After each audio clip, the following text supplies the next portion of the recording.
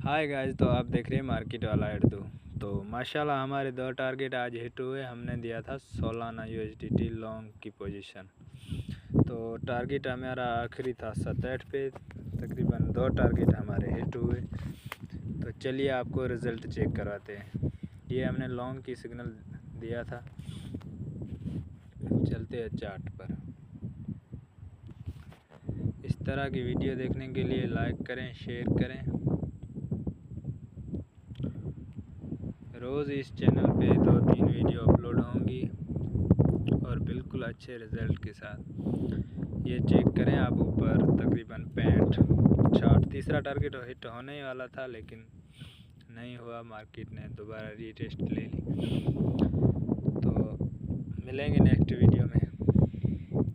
Video अच्छी लगी हो तो शेयर करें, लाइक करें।